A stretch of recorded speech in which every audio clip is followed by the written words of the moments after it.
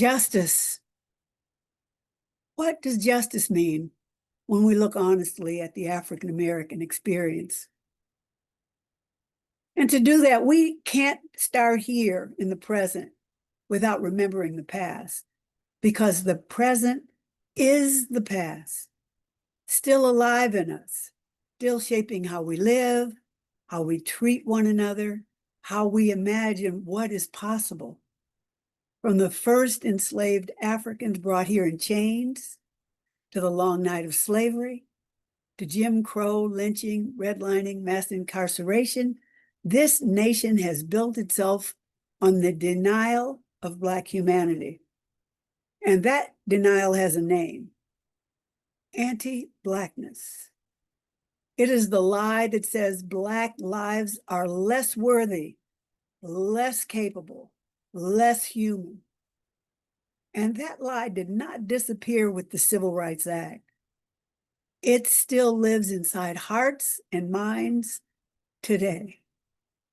The Civil Rights Movement gave us laws, voting rights, civil rights, protections against open discrimination. And those victories were real and they were necessary. But laws cannot heal hearts. They cannot reach the hidden beliefs, the unconscious fears, the cultural habits of anti-Blackness. 60 years later, we live with that unfinished work. We live with the legacy of hearts and minds untouched, unhealed. And so here we are, still carrying our pain, still struggling to listen to each other, still shaped by the story that Blackness is dangerous, disposable, less than. I am not here to lecture. I am not here to debate. I am here to speak from my heart.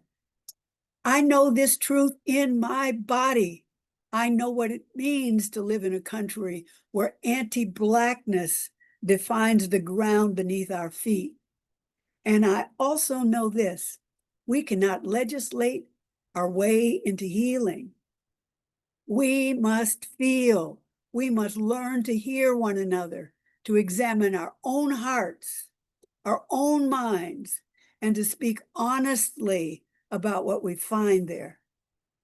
Because here's the truth: the changes we made after 1964 helped regulate behavior, but they never touched the deepest wound, the beliefs and feelings living inside of us.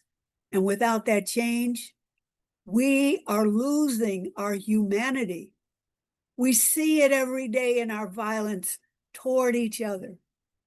Violence in our streets, violence in our politics, violence in how we speak to one another. This is not only about justice for Black people. This is about justice for our nation. It's about saving our humanity before we lose it completely. And what do I offer? I offer dialogue, not performance, not politics, dialogue, a chance to ask, what lives inside me? How do I hold fear or shame or denial or silence? What would it mean to choose openness instead of defensiveness, willingness instead of avoidance? Because here is what I know: what we think and feel about one another is not invisible. Our thoughts and feelings are energy. They shape our words, our actions, our community. They shape our children's lives.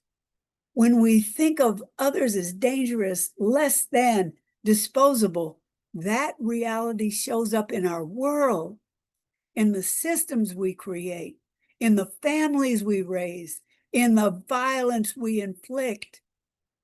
And when we risk honesty, when we dare to feel and to see each other differently, something shifts. Healing begins. And that is why we offer programs for individuals and groups, not as a quick fix, but as a beginning, a way for each person willing to look inside to see how our unconscious feelings and thoughts create harm, not only to others, but to ourselves, our loved ones, and our communities. We must transform the violent way we see each other and ourselves, and the work begins with each of us. I speak this because I believe that some of you will feel it. Not everyone, but some of you will know, and you will hear me, and you will recognize truth. And for you, I extend this invitation. Come, engage, examine your heart, your mind, your history with me. Let us open the wound together, not to despair, but to finally let healing begin. Justice cannot come if we skip over the heart. Justice cannot come if we forget the past. Justice will only come when we are ready to feel, ready to listen, ready to risk transformation together. This is my offer, dialogue, a chance to turn toward one another, to face anti-Blackness, and to imagine a new future together.